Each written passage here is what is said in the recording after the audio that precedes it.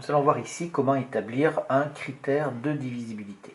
Alors, on revient sur les notions qu'on a vues. Déjà, tout nombre en base 10 peut s'écrire sous cette forme-là. Alors, j'ai mis le trait qui indique qu'on fait une écriture dans la base 10 pour éviter de voir une confusion d'écriture avec le produit des chiffres. Et donc, ça nous fait an fois 10 à la puissance n, plus, etc., fois 10 à la puissance n-1. Et on descend d'une puissance à chaque fois. Ici, j'ai plus, etc.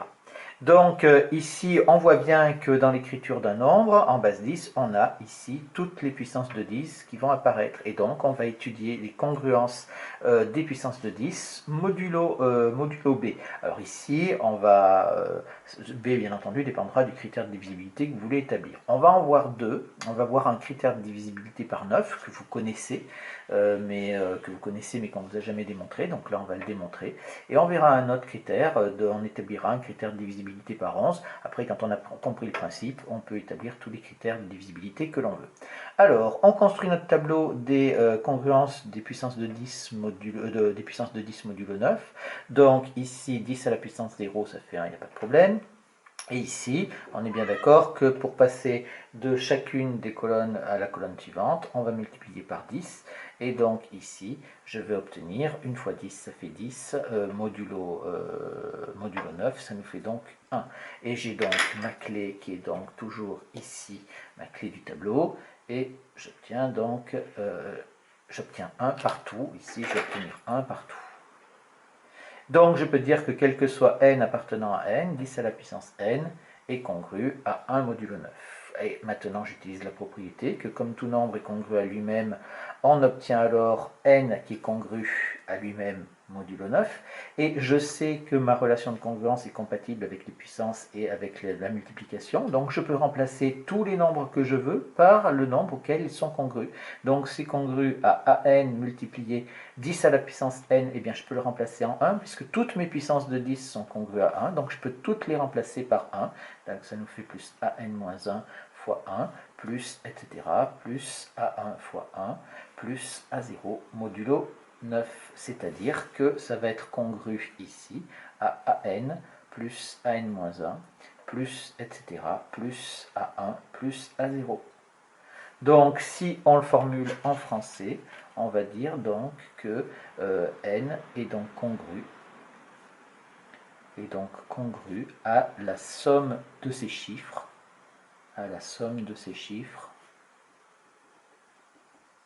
modulo 9, puisque ici je prends tous les chiffres que j'additionne. D'où le critère. Eh bien, d'où le critère qui est évident maintenant, c'est que un nombre est divisible par 9. Un nombre est divisible par 9. Donc, c'est-à-dire que n est divisible par 9, ben c'est seulement si. Celui-là est divisible par 9 aussi. C'est seulement si la somme de ces chiffres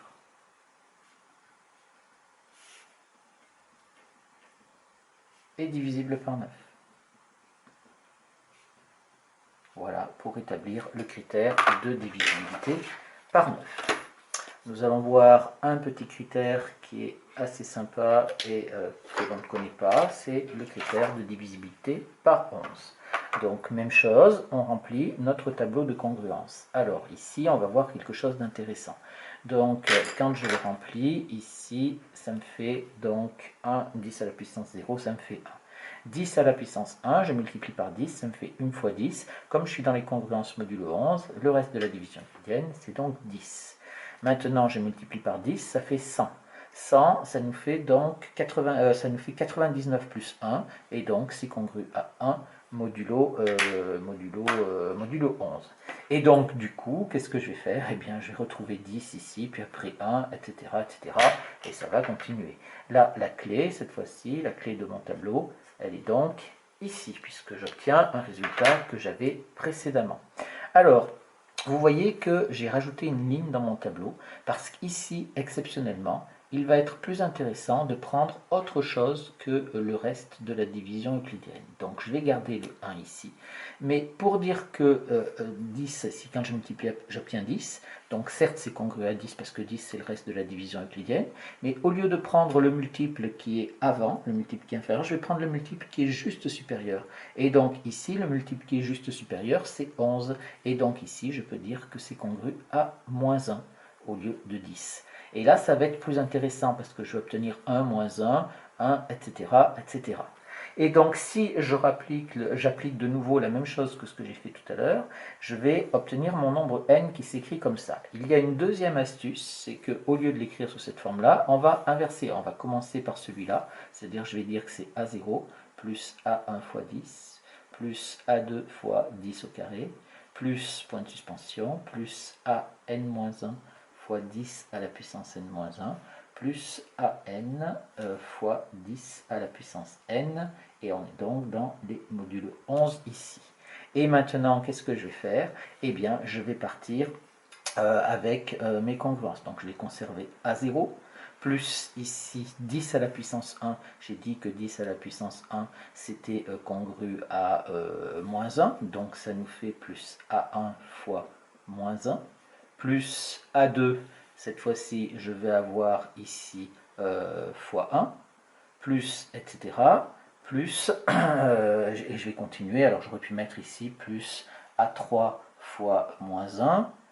Parce que comme je ne connais pas la valeur de n, ça va être un petit peu compliqué. A3 fois moins 1, plus, etc. Je continue et j'ai à la fin modulo 11. D'accord?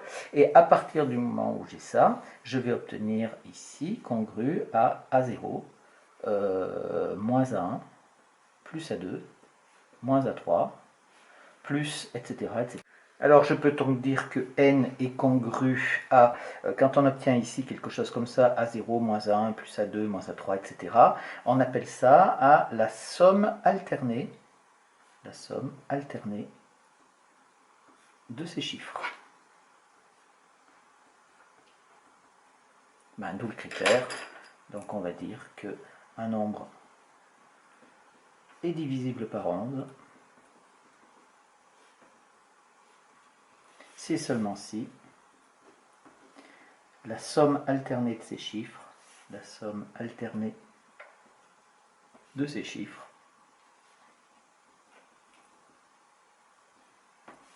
est divisible par 11. Ici, une petite précision que je n'ai pas écrite mais qui est évidente, c'est-à-dire ici on a 10 au carré qui est congru à 1 modulo 11. Ça implique que quel que soit n appartenant à n, 10 à la puissance 2n est congru à 1 modulo 11 et 10 à la puissance 2n plus 1 est congru à moins 1 modulo 11. Voilà, j'avais pas terminé, j'avais fait le tableau, mais j'avais pas fait l'étude des puissances, je l'avais pas écrit en toutes lettres. Donc voilà deux exemples pour établir des critères de divisibilité. Alors vous pouvez vous amuser et c'est intéressant de les connaître quand même tous jusqu'à 11.